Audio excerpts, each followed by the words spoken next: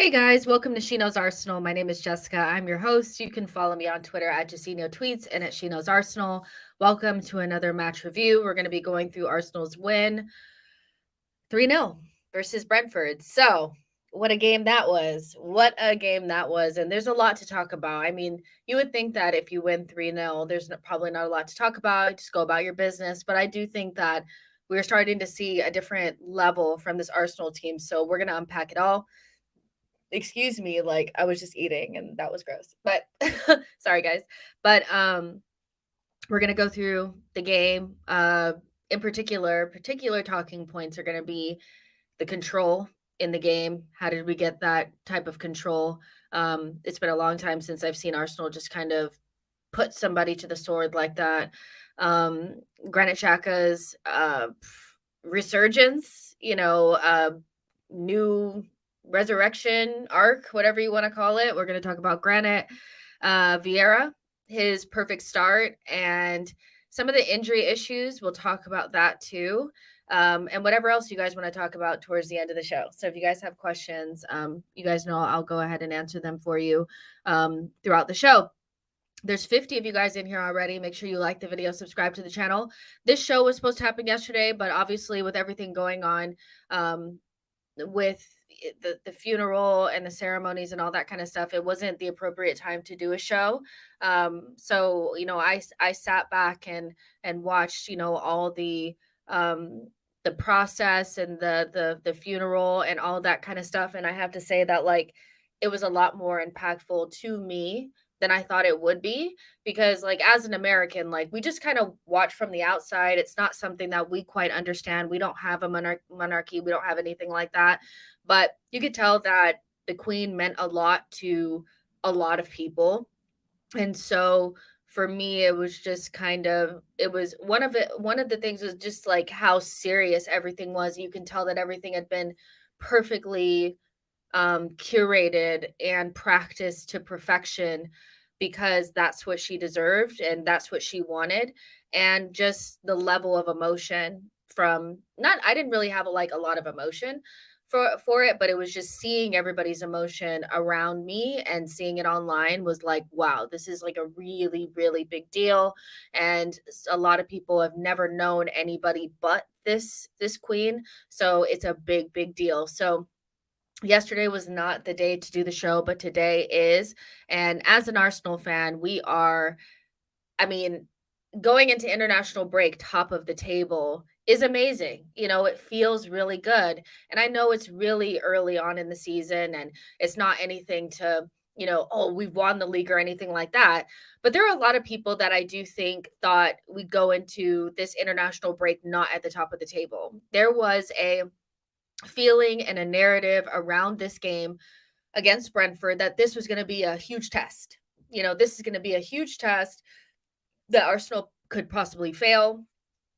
And it was going to be a physical battle and all this kind of stuff. And I found myself listening to the narrative and the commentary before this game from, content creators and people that are professionals. And I just thought, wow, they really haven't updated their information on Arsenal whatsoever. I'm hearing people talk about physicality. We haven't gotten bullied in who knows how long. It's that's not a part of our story anymore. Arteta's Arsenal does not get bullied. So that was kind of stupid. And just the idea that it was going to be a repeat of last season, where they seem to have forgotten that there was some extenuating circumstances that led us to that result. It wasn't just we were crap or, Brentford were so good and we were just so bad. Literally, we had Saka, Emil Smith-Rowe, and Balogun and Martinelli starting. And it's not the same Saka and Martinelli and ESR that we know today. They grew into the players that we see now off the back of that early part of the season, last season. And it's not the same Ben White from last season. They kept bringing that up. He got bullied. He got bullied. He got bullied. It's like, come on. Like that was so 2021. We're in 2022 now, and you have to update your information on this Arsenal. We don't get bullied. We like to control the game. And I think that this was as close to a complete performance that I've seen from Arsenal under Mikel Arteta. We had the 2-0 in the first half.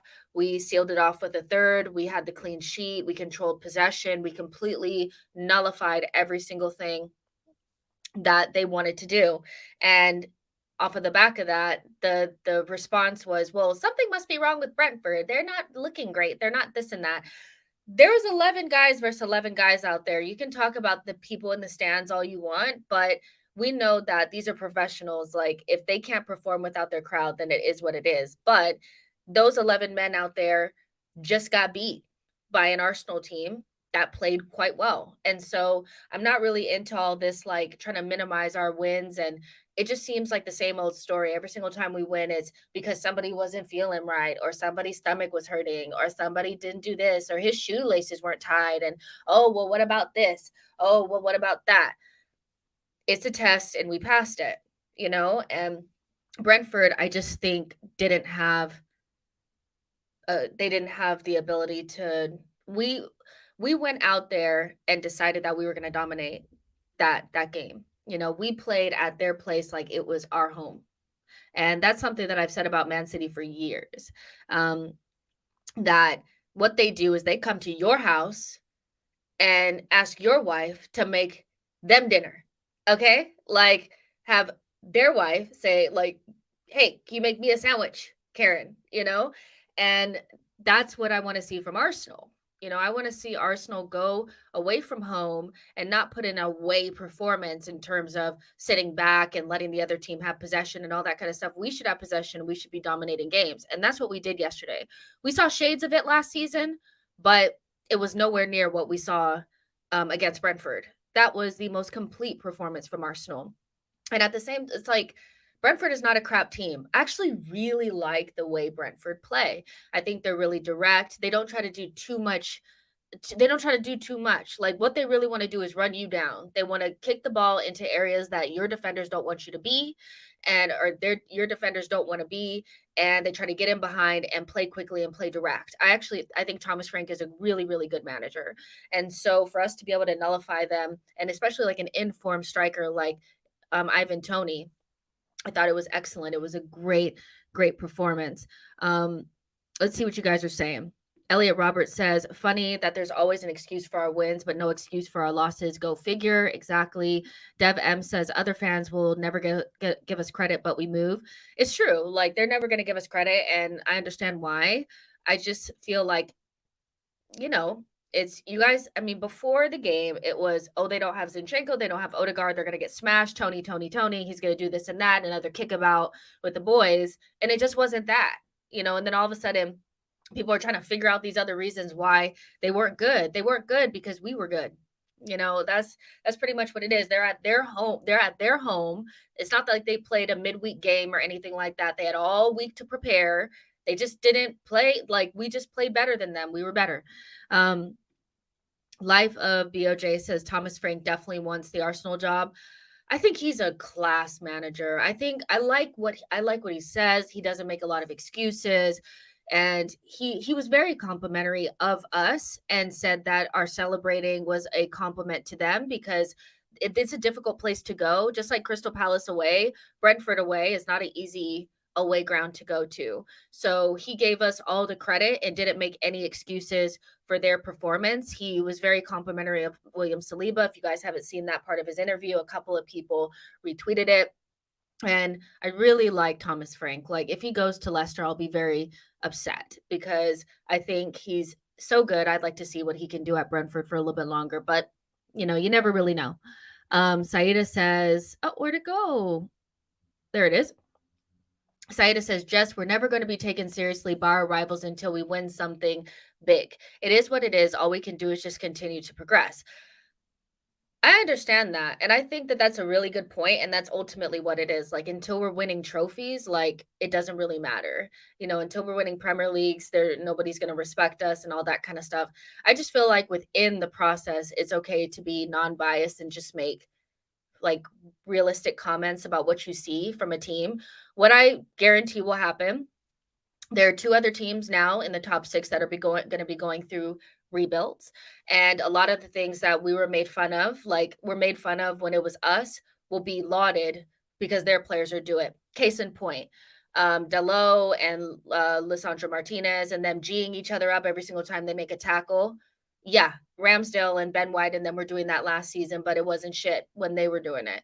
But we all know that at the bare minimum, when you're rebuilding, you want players that are playing for the badge. You want players that are playing hard. And I think a lot of Arsenal fans feel like they just haven't liked the group for a while. And now we like the group and we like that they're playing for the badge and things like that. That does not mean that we're winning trophies, but it also doesn't mean that you need to lie about what we're doing. And that's, like I just find it strange because in a couple of weeks, it'll be the same thing with United. They're doing a rebuild, they're liking the players. Their players are coming out in interviews saying that they want to be the guys to turn it around and be the guys that bring United back to the pinnacle. Ramsdale and them said that last season. When you're going through a rebuild, it's all about the small steps leading up to the big one. And when we're trying to get back to the pinnacle, that doesn't mean that everything that you're doing is crap until you get there. And that's what my issue is with analysis. I don't take rival analysis seriously because I can't, because they're never impartial. It's always tinged with agenda. But I hear you. I hear you 100%. Um, let's see. Ray says, "Hey Jess, what we was starting to have withdrawal symptoms was started. Oh, because I hadn't been here. Yeah. I mean, well, it was just one day. Like it was just one day, but I'm back, you guys. No worries. Don One says Brentford didn't have the cojones. Talib says I'm confident about Spurs game because of the United game. The team will learn their lesson. Laud says Brentford were just schooled. It's a good team. Like Brentford are not crap. Like they're not crap. And so for us to go there and put in a performance like Man City would, I'm not saying we're exactly like Man City, but if you're looking for a team to measure yourself up against, you want to see what they're doing away from home. They're not bunkering it in. They're playing their style and they're imposing themselves on the opposition and having very professional performances away from home. And so I want to do the same thing. Fab Too Cool says, "Hey Jess, hey Chad, hope all is well." K9 says our performance was pure class. All aspects of our team's development was on showcase, press, counter press, transition, ball recovery, and finishing. That's exactly what it was. And I know that some people will say, well, it's not a big game, so how can it be a complete performance? Because every game is not going to be the biggest game that you play, and it's really the culmination of the season. I do feel like a lot of what we're trying to do is being compartmentalized into, well, it doesn't matter because it's just Brentford. It doesn't matter because it's just Crystal Palace. Those Crystal Palace plus Aston Villa plus Fulham plus Brentford, those are the games that have added up together that have led us to the top of the table. There's more of those games than there are the big games against the big six. And so those games are just as important. It's a complete performance. Of course, I want to see that against a Chelsea or Spurs or Man United. It'll be more difficult, but all in all, I think we can be happy with the performance. Let's see. Don One says Chelsea's rebuild will be hilarious under Potter. They will be going through a rebuild, and a lot of the same things that we were talking about, the process, trust the process. It's a project. We need time, be patient, needs his players, needs this, needs that. All of that. Like I even saw that, Chelsea against RB Salzburg, their fans were getting excited about just seeing the style of play. Those are things that we were doing a couple seasons ago. It's only a crime when Arsenal does it. Insert what Micah Richards said. It's only a problem when Arsenal does it. Let's see. K9 says, I saw a stat. Brentford had the lowest shots on goal in the game since promotion. They haven't failed to score this season as well until Sunday.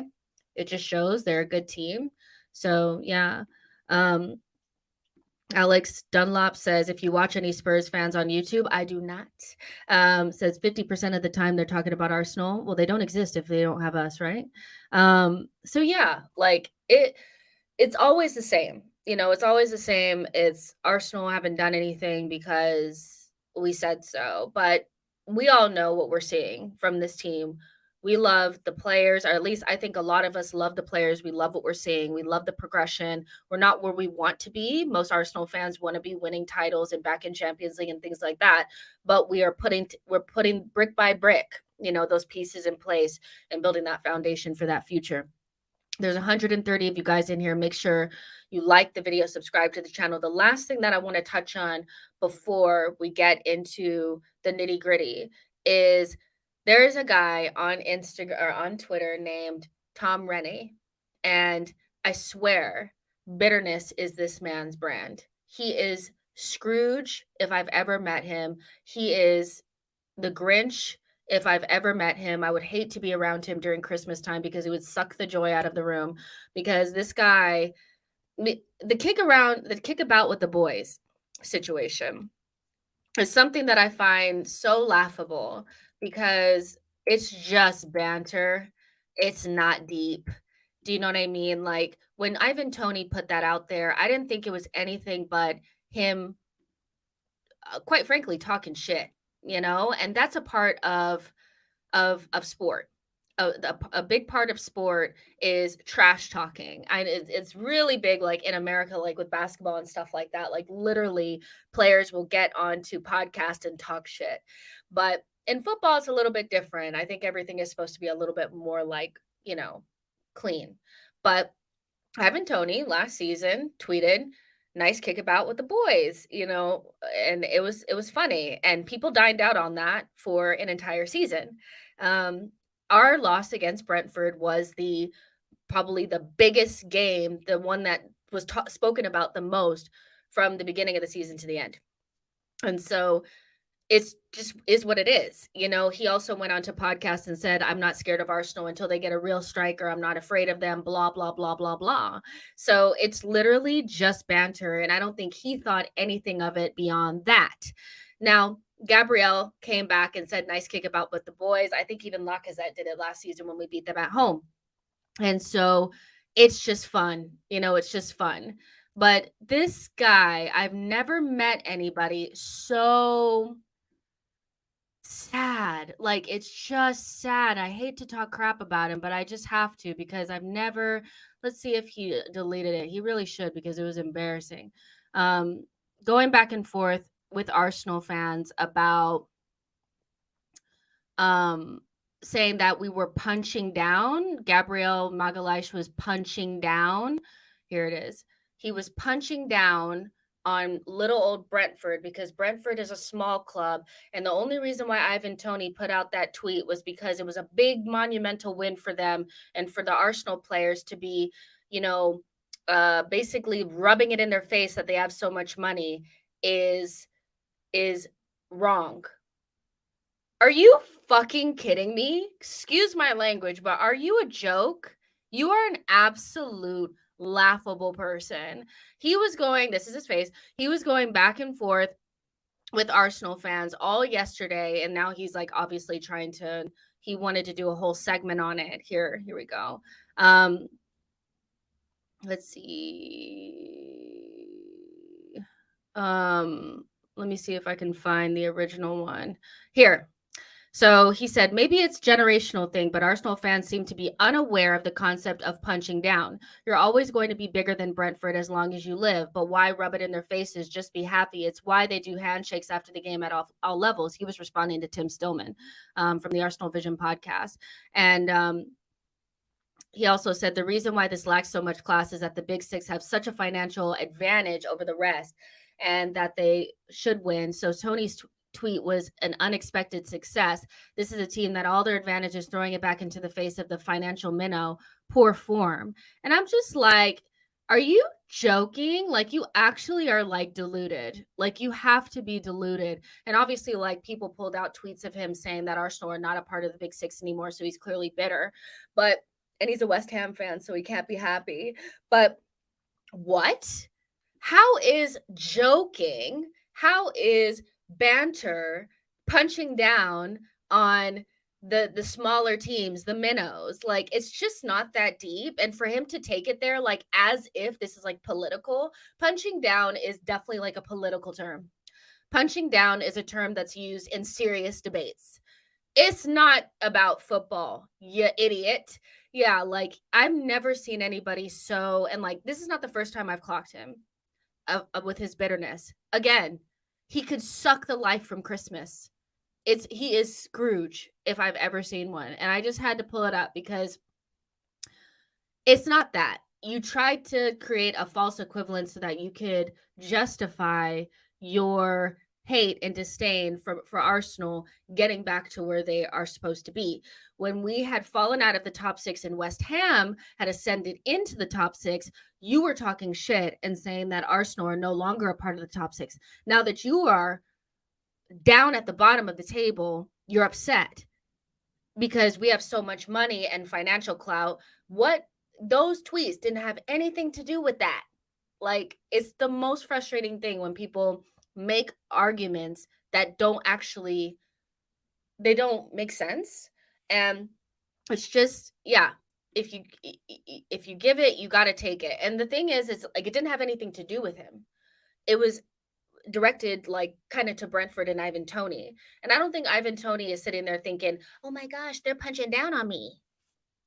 Like, I don't think that they're sitting there thinking, "Oh my gosh, like big ol' Arsenal is trying to do this and that and this and that to us." Again, Thomas Frank, who is the manager of Brentford, said that Arsenal's celebrations were complimentary to them because of how difficult it is to go to Brentford and get the 3 points. This guy is an absolute joke, and he needs to fix that because that was absolutely horrendous take. So yeah, had to get that out of my system because you need to be worried about what West Ham is doing. Okay. Don't be worried about what we're doing. Okay. So, yeah, there's 164 of you guys in here. Like the video, subscribe to the channel. I'm not going to read that, but you guys see it up on the screen. So, yeah. Bill Lang says, just remember he's on a show called Grumpy Pundits, and his podcast is with an Arsenal mega fan, Brian Dunsheth. Fair enough. A cow says, when other teams like United, LFC celebrate wins, no problem, but Arsenal can't do it. It's called hatred. Exactly. So let's get into the fun part. So obviously, we were really dominant in that game, I thought. When I rewatched it, I like to rewatch it without like all the emotion and all that kind of stuff, just relaxed with my cup of coffee, just, like, let me see what's going on. Let me see. Putting my blinders on. And I felt quite similar watching it back as I did watching it then. I don't think that Brentford they were by no means locked into their half or into their box, battering, excuse me, kicking the ball out because we were just like on top of them or anything like that. They weren't under siege or anything like that, but we were in complete control of that game. And there was the first chance that we had right in the first minute where Martinelli really should be putting that away. I know there was a lot of people that were saying that Granit Xhaka should have taken the shot, but I thought he did the right thing. He cut the ball back to somebody who had a better angle and a better shot, and Martinelli should have done well. Then Brentford tried to do their thing. They tried to hit it into the channels in behind to Rico Henry and do those first time crosses into the box for Tony and Mwembo, and it just didn't work. They tried for about 2 or 3 minutes, and then we came back with more control and possession in that game. And there was their 5 shots to our 13, their 2 shots on target to our 7. I remember there was a time, you guys, where we only had like 1 shot on target. I remember those days. 36% possession to our 64% possession. We had twice as many passes as them. We both had 10 fouls. We got 2 yellow cards. No surprise there. We tend to get yellow cards for breathing. And yeah, we were completely dominant in that game. And I felt like there was just a sense of confidence and calm with our players. And I do think that a lot of that comes from Xhaka and Thomas Partey, in particular in midfield. I just think their presence alone, like, it's not only just like they're good footballers, I think also them having some sort of stature. Our whole back line is almost 6 feet and taller. Kieran Tierney is not tall, but he has presence. He will put himself about. And then you have 2 6 foot something midfielders in that are comfortable on the ball, that exert that level of like confidence, in midfield.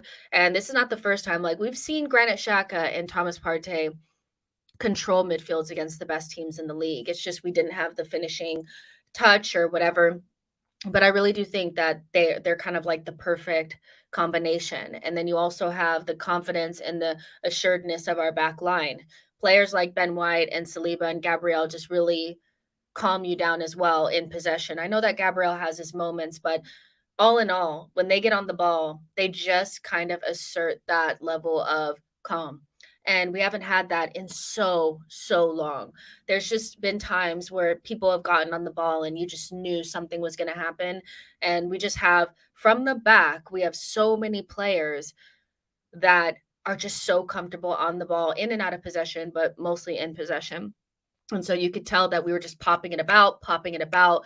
Our rotations were so good. You saw Vieira going to the outside and Xhaka coming inside. You saw Tierney moving into the midfield. There was at one point where Tierney was even up in the box. Our rotations were just so good. Everybody knew where they were supposed to be. It's like we're all on the same page. And I think that was just a lot for Brentford to handle. It was an early kickoff.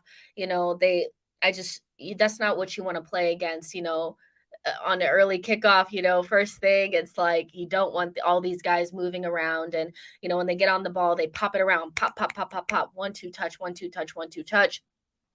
And even when we lost the ball, we want it back quickly. And so you could just see that we put our stamp on that early part of the game. And I think that's a reason why we got the goal in about the 15 minute marks, 15 to 17 minute mark. With Saliba, we were not really putting them under pressure, but we were popping it about, popping it about, popping it about. Then we got the corner and Saliba put the ball in the back of the net. We were in complete control of that first half. The Truth Sets Free says, if he calls out Arsenal publicly, you can defend them publicly as a top expert. Makes sense. Let's see. Jason Anderson says, to be fair, you guys have played well, beat oppositions you should. Let's see how you deal with the rest of the top six. Fair enough. AI says, Thompson, how could he put that away when he slipped? I get that he slipped, but I still think he should have done better in that position. I get that he slipped, but that should have been a goal. I'm not being critical of Martinelli saying like he played bad or anything like that, but for me, it's like he's right in front of the goal. And I think there was people that were saying that Xhaka should have shot. I think Martinelli just should have done better with that cutback, but I get that he slipped. You guys relax. I get Martinelli slipped. I get that. Maris Brown says, we play like this every week. We should be contenders, no cap. I see what you guys are saying. DJ Oni says, Jess, would you say that this is the first time we've controlled a game from start to end? Yeah. I think when I say complete performances, we've had games like this in the past where we've seen glimpses of this. But like if you think about the Crystal Palace game, we came out guns blazing. Then we lost some of the control, somewhere around the 40-something minute mark. When we played Brentford at home, I don't know if you guys remember this, but complete control, no threat, and we let them score in the last minutes of the game for no reason. So for me, it was the most complete performance because we controlled it from minute 1 to minute 90. No mistakes, no ways for them to get back into the game, and it was just good. It was just really, really good. Let's see. Yo-Yo says the players now know their teammates' roles and responsibilities. They've been well drilled by Arteta. Everything is like clockwork. Exactly. And there is a time, you guys, and there's almost 200 of you guys in here, like the video, subscribe to the channel. But and I see that super chat. I'm gonna start really quick. I see your super chat. But there's a time where just one player out of that starting lineup and it was done, and I do think that the team has done well kind of weathering not having Thomas Partey and Zinchenko in the side consistently. We've been pretty much able to sustain the same level of performance. Obviously, Sambi is no Thomas Partey, but really the only game that he struggled in was United away, which you kind of expected. But there's growth there as well, that everybody knows what role they're supposed to be doing, like Yo-Yo said. And even if you take Zinchenko out and put Tierney in, you take Ben White out, you put Tommy in, you take Thomas out, you put Sambi in. Everybody's doing the same things. You take Odegaard out and you put Vieira in. And I think that that's so important because I don't feel as shaken up when somebody is not going to be there. Do I want all of our players to be more fit? And do I think like we have some weird muscular injury issue plaguing our squad? Yeah. But if I know that the players that come in can play the same way that we've been playing, that makes everything so much easier. And so they're well drilled and well coached, and we've looked well coached for this is the second season. I thought we looked well coached last season as well. It was just a matter of, I think we lacked mentality. I think we lacked professionalism when we lacked experience. And now we have a little bit more of that and some higher quality players in the side, and things are starting to fall into place. Let's see. Stuart Saint says every week, this has to be every week. It does have to be every week. If we want to be the best team in the league, it has to be pretty much like every single game, barring like maybe one. We have to be perfect. But at the moment, let's just see if we can string together another 5, 6, 7 game run. Let's see what we can do. Let's see what you guys are saying. Stuart say one brain. That's coming from Clive and the guys from the Arsenal Vision podcast. I won't try to steal it, but yeah, the one brain. Let's see. Adrian says our front three are in the top 5 players for most chances in the league. Times have changed. Love to see it. The funny thing about that, Adrian, is that all of a sudden chances created is no longer a usable stat. I saw people trying to say that the stat doesn't matter anymore. It's because our Arsenal players are in there. And it makes sense because we played the best out of everybody in the league this season. The table does not lie. And so if that's the case, then our players should be in those stats. Tony says, this is what happens when we have a complete control. Get the early goal. Don't drop off intensity. Agree, our best performance. And that's the thing, is like our intensity was there from minute 1 to the end. And we usually would have like a little brain fart, and let them have a goal or something like that. And we just didn't have that. And it also gave us the opportunity to take Thomas Partey out, to take Ben White out, to allow, Nathan. I'm going to get smoked. Let me look at this boy's name. Let me just look up the guy's name. I swear his name is Nathan. If it's not, I'm going to be so upset. What's his name? Oh, what's his name?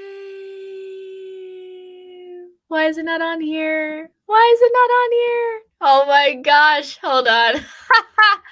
You guys, hold on. Don't come get me. Oh gosh. I just had a brain fart. Ethan. I was like, is it Nathan? It's Ethan. Waneri. You have the opportunity to give somebody like that his debut and stuff like that when you control a match and you don't let somebody in. And so that's definitely going to help us. Morris Brown says we truly have depth. We have better depth than we did last season. I've been saying that from the beginning, that our depth is nowhere near as bad as what it was last season, but it definitely still needs a little bit of extra. We still need a couple more players, but yeah, our depth is definitely better, especially in that back line. Let's see. Kai Strop says, I think my only reservation about us being a top team is that we haven't been lethal enough. Great teams punish the opposition for small mistakes.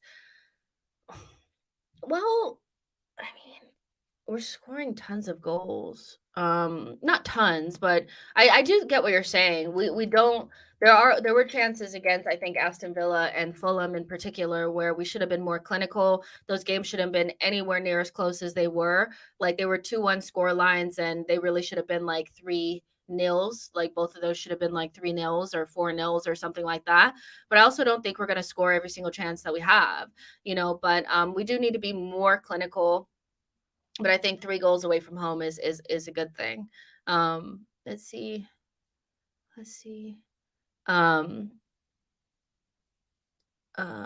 Yo-Yo says calls of overcoaching seem to have been wrong. This is a smart squad.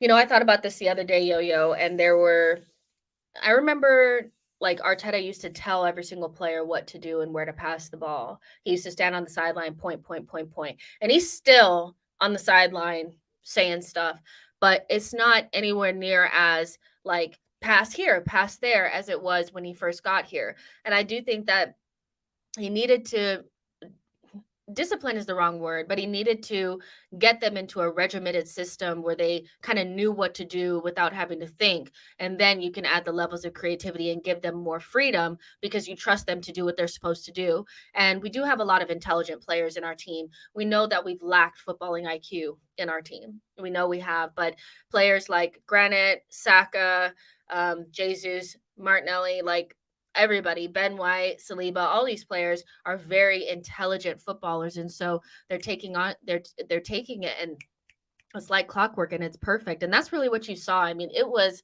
so good. Like the first half, and I know we didn't score 4 or 5 goals, but the football was just it was so good. It was sensational. And what Arteta has added to our team that unfortunately in Arsenal's latter years he didn't have is the defensive solidity and the physicality. And we have the physicality and the stability defensively, but also we can play nice football. Um, let's see.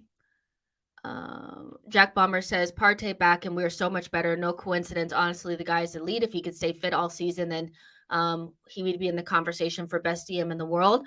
I think definitely best DM in the league. I think he could be that. It's hard in the world because there's just so many good players. But in the league, he could, but he just needs to be more consistent. And this is actually the first time that I've seen him come back from an injury and not have to take 3 or 4 games to get going. And so, yeah, Partey was really, really good and showed his quality, and that's just the type of player that he is. Um, it's a shame that we don't have anybody similar to him. It's hard, it's hard because you can't really bring in 2 players of that similar standard, but it's just a shame the drop off is what it is. But I do think Sambi has done a decent job. Um, so yeah, that control was definitely very comforting, and it's something that I haven't seen from the Arsenal team, and it was the best that I've seen under Mikel Arteta from minute 1 to minute 90. Now, one player that I do think is getting a lot of attention, and rightfully so, is Granit Xhaka. Um, Granit Xhaka is not a player that I have always been a fan of, and I have to say, like, me warming up to him has been very, very recent. It really has not been like, I'm not about to sit here and go back and say, "Oh, I've always rated Granit Xhaka." There was a time that I did subscribe to the we've never been in the Champions League because we had Granit Xhaka on the pitch. And I do think that some of that stems from like personal hurt. You're like, how could Xhaka have personally hurt you? Because when you fly all the way from America to come see your team play and you're playing against Brighton, crap team, and the team plays like Dookie and you get a penalty and you're lucky and you're almost about to win the game, and Granit Xhaka rips down one of the Brighton players on the edge of the box that's like there's no danger whatsoever, gives away a penalty and you draw the game. Yeah, it sticks with you. It does. It sticks with you. And I do think that I've held that grudge for a significant amount of time. And as time has went on, I do feel like over the last 2 seasons that Mikel Arteta has been here, I do feel like I've been as fair as I could have been with him in terms of there's a good player there. He may not have the physicality or the physical attributes that we want, but on the ball, he's pretty good. He follows directions, and Arteta has really kept him from getting exposed. He's one of the only managers that have put Xhaka in a position where his flaws don't get exposed so easily. And he's just inched slowly. Like last season, we saw it around October, November, where he started to shuttle a little bit more and wasn't so close to Thomas Partey. Thomas Partey was starting to play the single six role, and Xhaka was going up and back. And of course, he didn't have the same he wasn't as effective in the final third last season as he has been this season, and I do think that that's why a lot of people still wanted an upgrade or another player in that position to add that attacking prowess in that left 8 position. So, yeah, this hasn't been like this hasn't just started where Granit Xhaka is this decent player. Like, Granit has played well for the most part under Mikel Arteta. It's just been a slow kind of burn. And last season, I do think he was one of our best players and most consistent players. When he was not available at the beginning of last season, I thought we suffered with his injury. And this season, he's went up another level, adding that quality in the final third that we really, really needed. And so for me, like, this is just a moment, I think, for some people to say, maybe not that I got it wrong, but I'm open to letting go of the stuff from the past with Granit Xhaka. I don't think if you did not like Granit Xhaka, you were wrong. I don't think you were wrong. Um, because he was not great. Like, there was games where he single-handedly killed us, and it wasn't until Mikel Arteta came in where the flaws were, kind of papered over, and he started to become more of a leader, and we got to see more of his qualities. And so I don't think this is a moment to say, "See, I told you." I do think some people wanna go early with, "See, I told you he was a great player," because it was hard to see it because the coaching was not great and he was making those mistakes. The red cards did happen, the silly fouls did happen, the penalties did happen. So, for me, it's more of a moment to just say, I wanna let go of the past and just enjoy Xhaka for what he is now, because it does take a strong personality to come back from what he did come back from. I think some of it was of his own doing. I don't think he necessarily had to tell the fans to F off or any of that kind of stuff, but to want the captain's armband back, to wanna be a part of this young Arsenal team. He could have left twice. He had a deal almost sewn up at Hertha Berlin when Arteta first came in. Arteta convinced him to stay, and then he was going to go to Roma. Arteta convinced him to stay. And now, getting to this point, it does feel like it was the right thing. We do have to get through the entire season. And I do think we'll see a moment, or two from Granit Xhaka that always come. That's just who he is. He's very unapologetic about the way that he does things.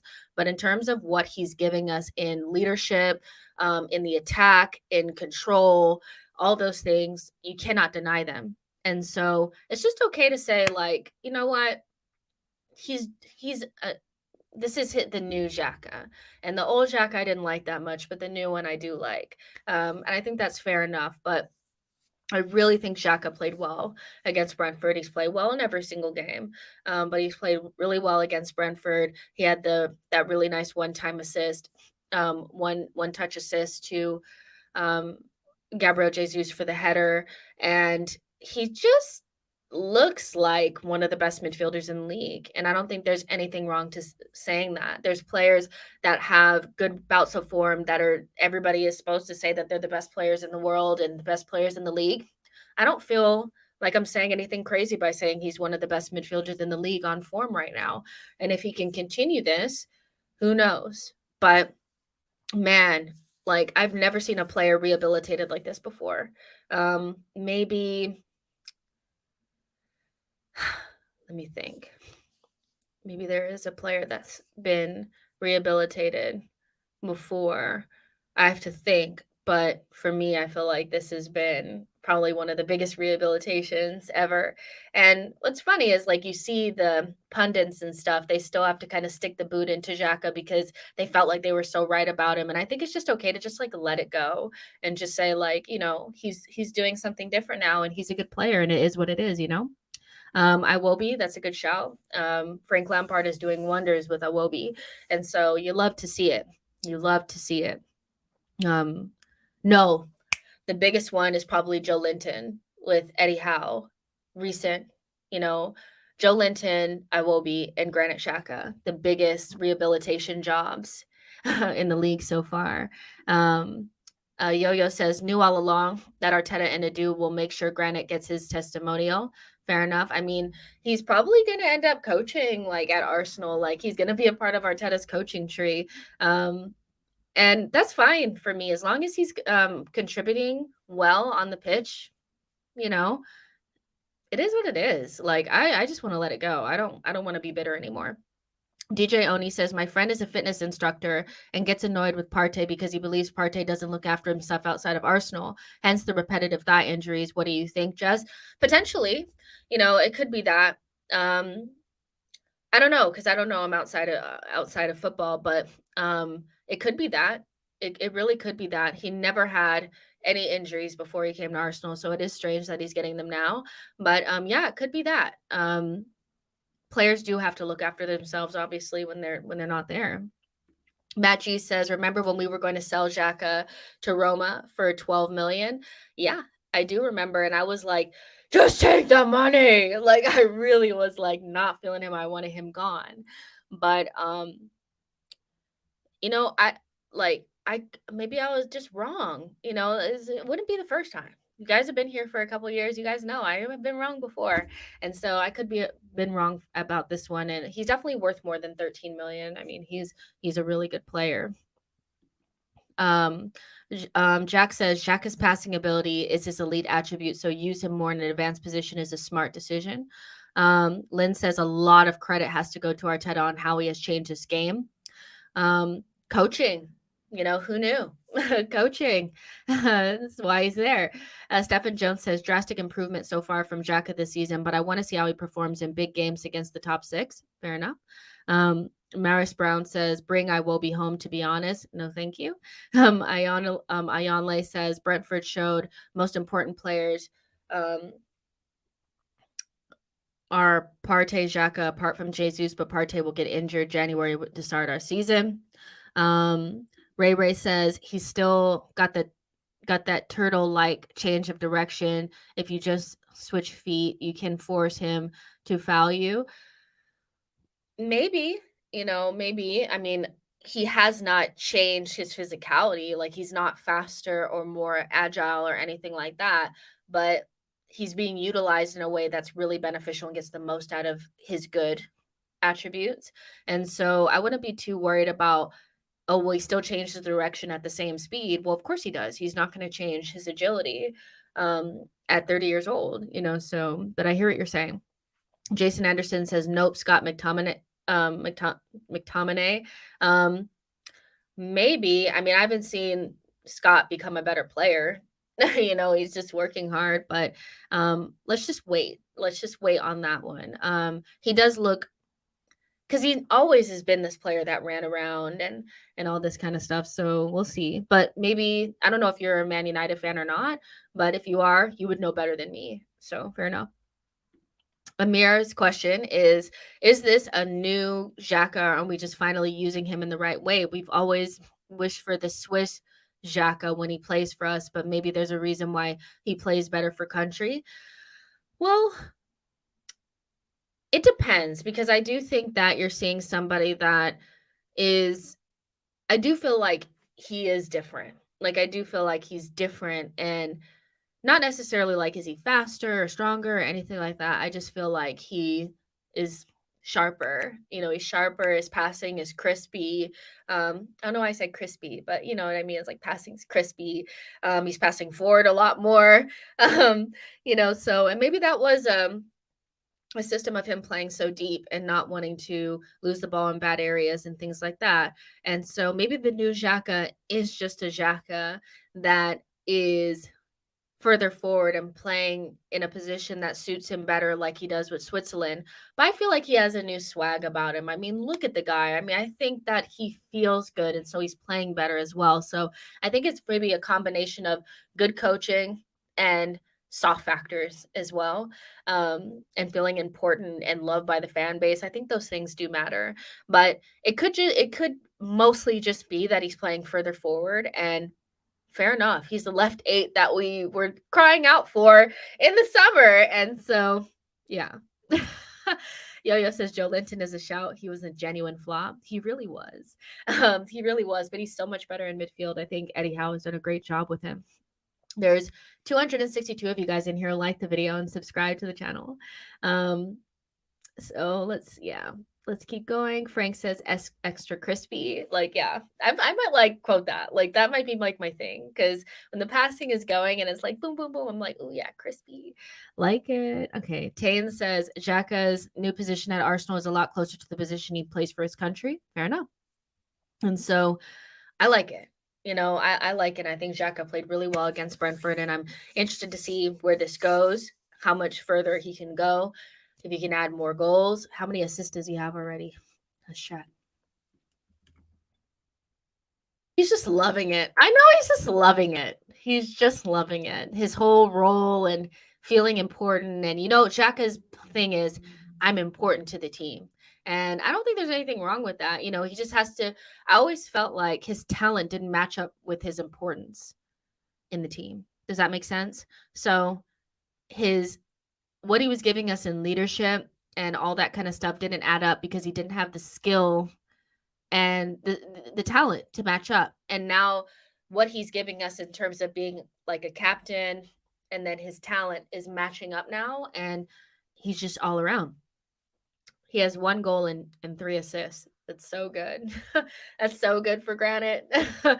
Good. It's only 7 games in. Yes, Granit. Yes.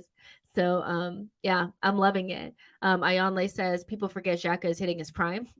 Yeah, and he's so like physically fit in terms of being able to like play so many games. Him and Ben White are so good for that. And that's good. You want some players that are not injury prone because we got a lot.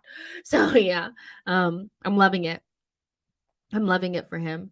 Is there anybody in the chat that really dislike Granite that has come around? Is there anybody in the chat? I would really like to know because I know that, like, I always ask people that I know that really didn't like Granite, like, how do you feel about him now as things change? Things like that. So if there's anybody in the chat that has changed, their feelings on Granit Xhaka and they were really anti-Xhaka, let me know. Let me know. Let's see.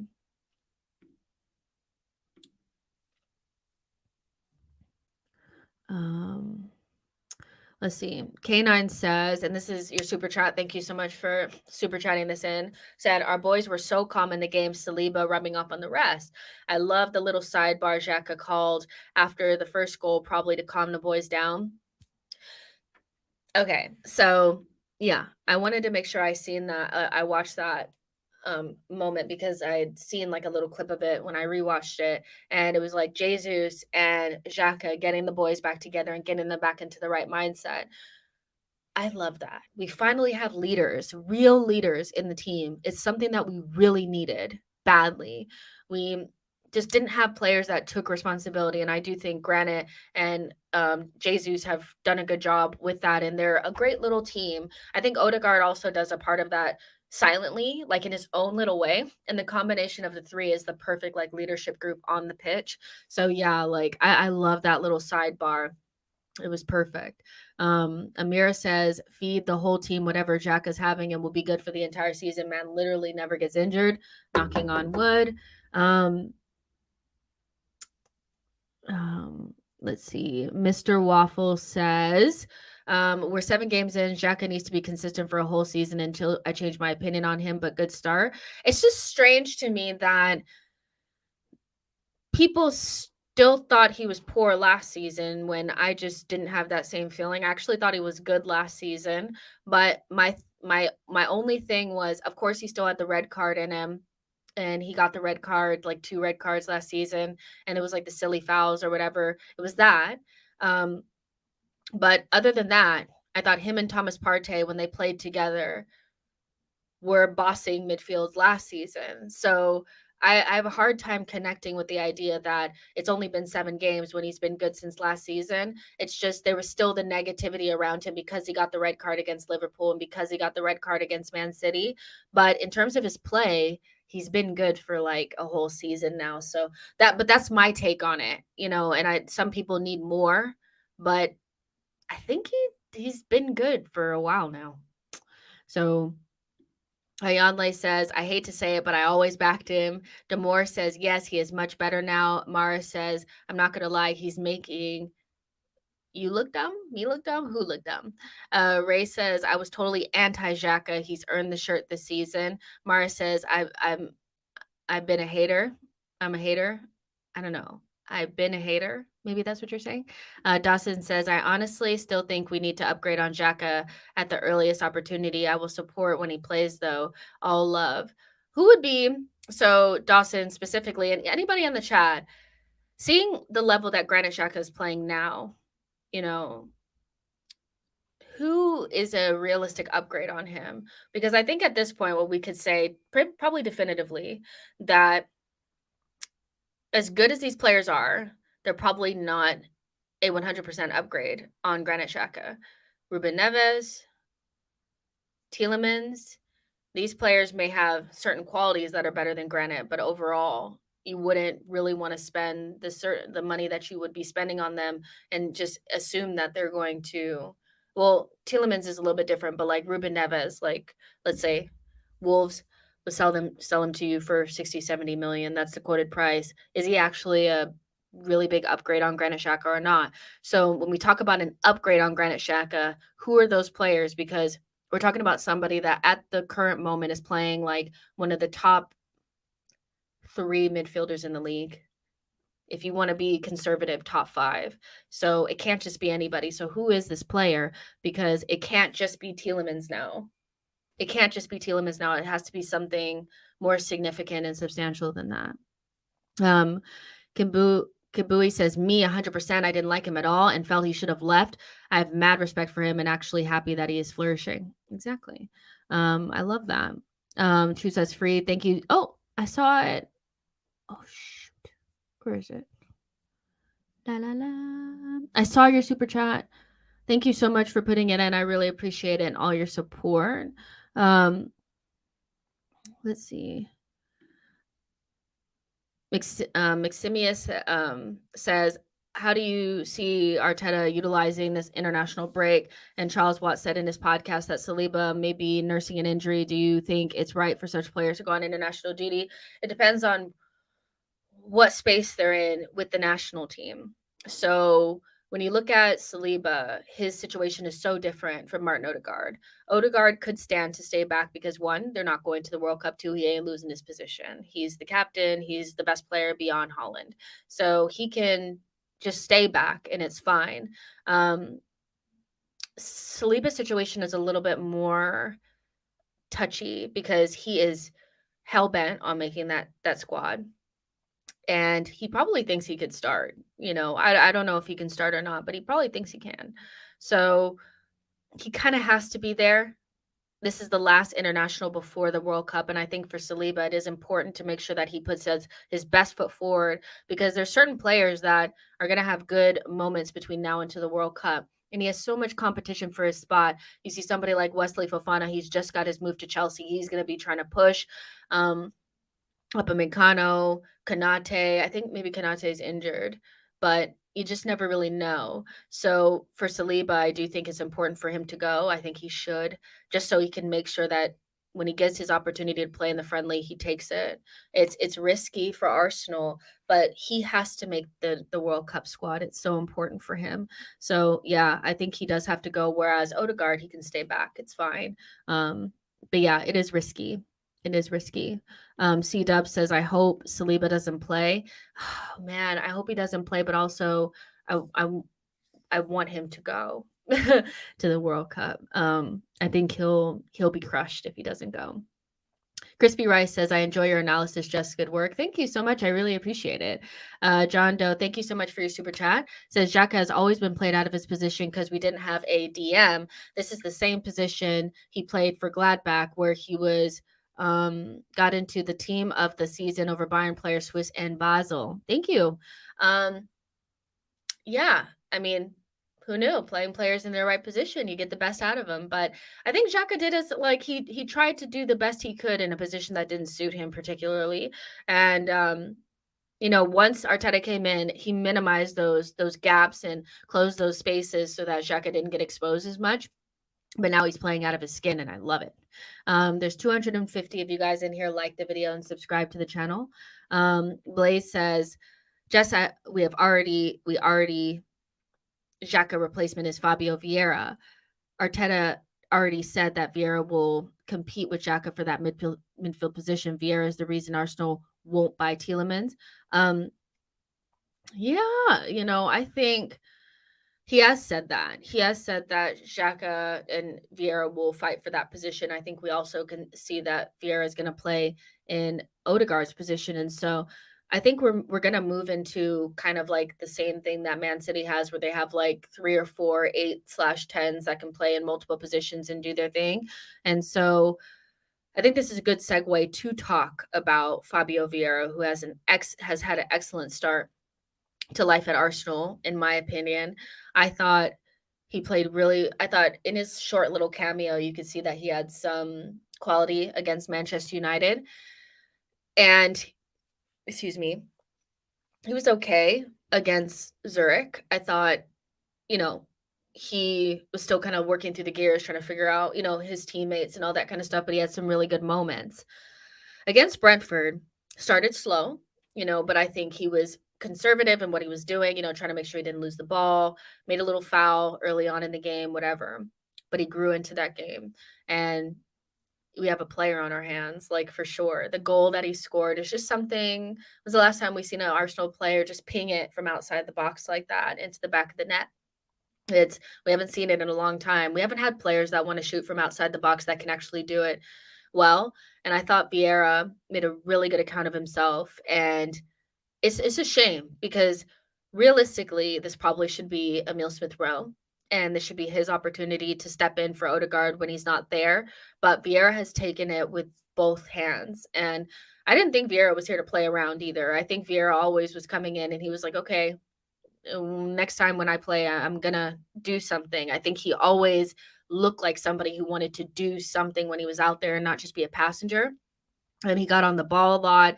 He had a lot of nice touches. And he was another one that just pop, pop, pop, pop, pop. The ball just kind of popped off his foot, pop, pop, pop, pop, pop. And it was just like having the other players there. There wasn't any like gaps. I didn't feel like I was watching somebody that was maybe inferior to the top players in the team. He could fit in just kind of like with them.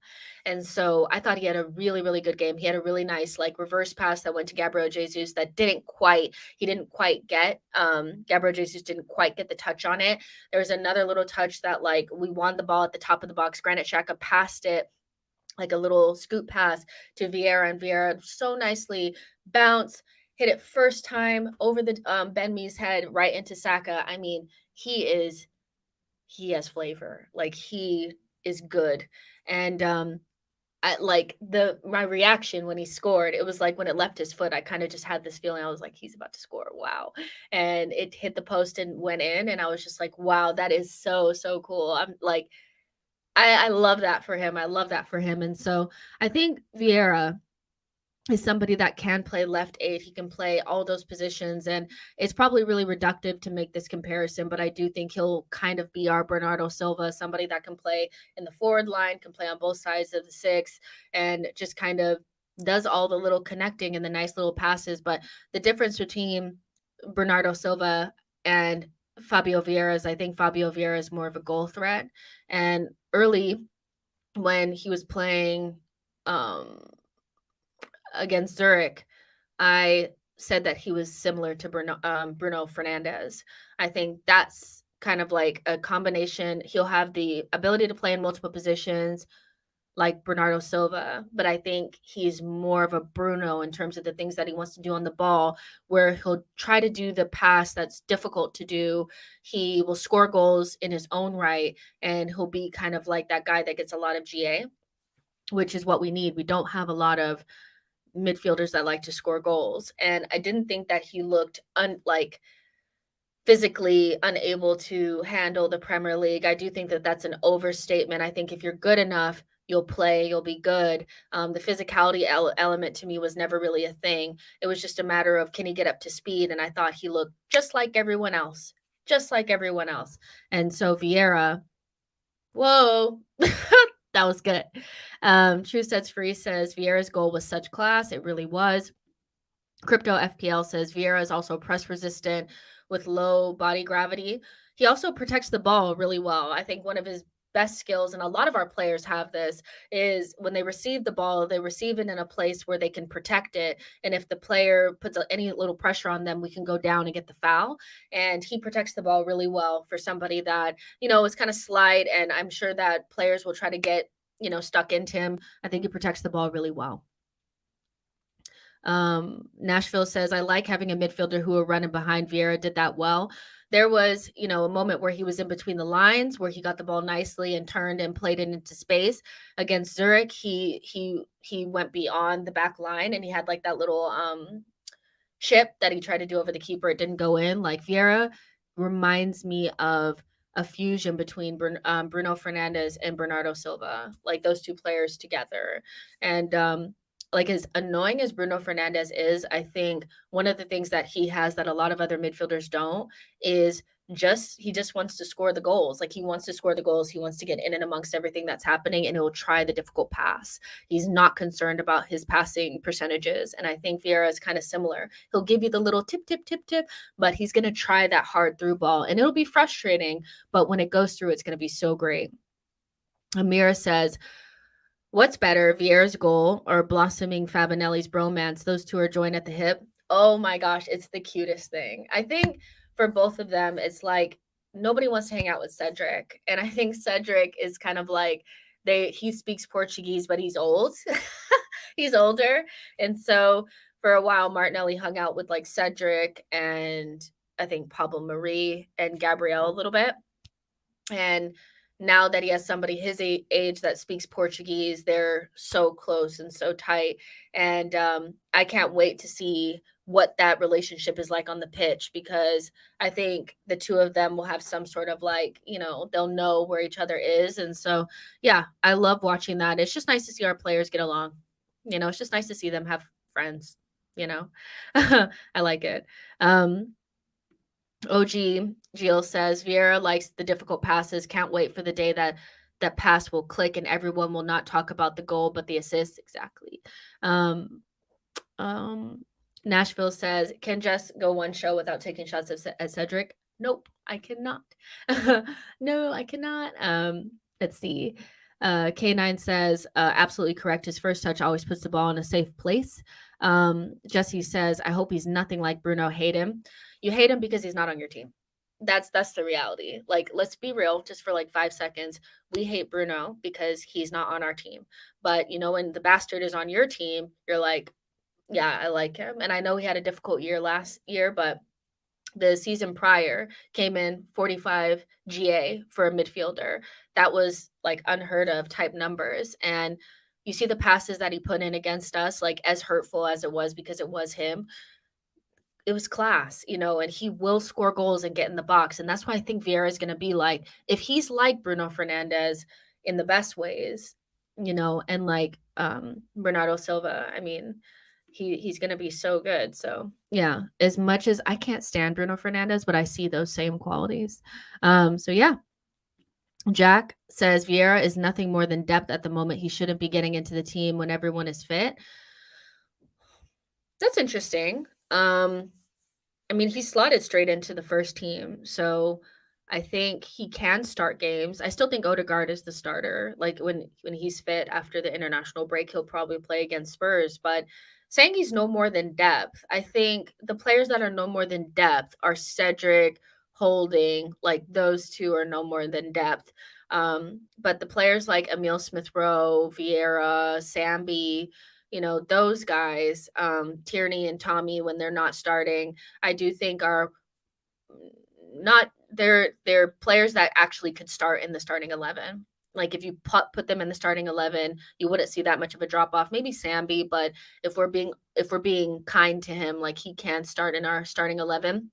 So I think Vieira is a starting level player, but Odegaard is the starter. I think he will start unless, you just never really know, because Arteta also really likes Vieira. So we'll see what happens. We'll see what happens. I wouldn't mind seeing, those two fight out for that position.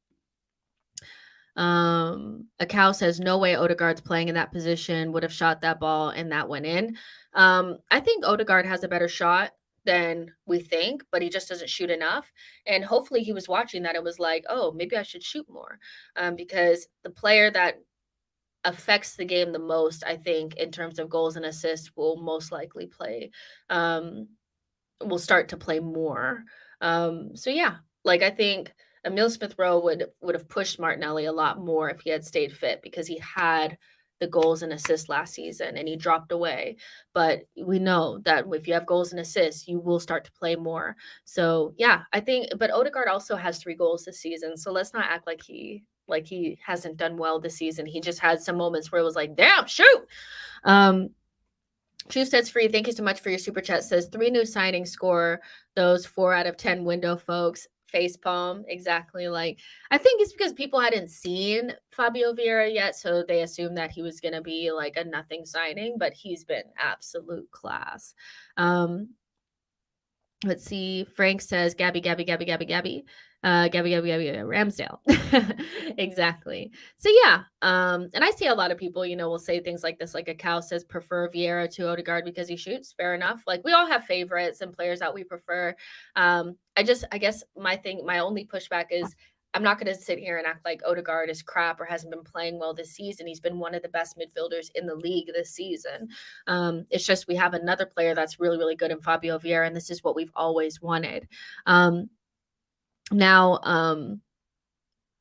kind of like the last things that I want to touch on are just, like Saliba. Saliba's going off with the French national team. He did somebody knocking on the door. Leave me alone.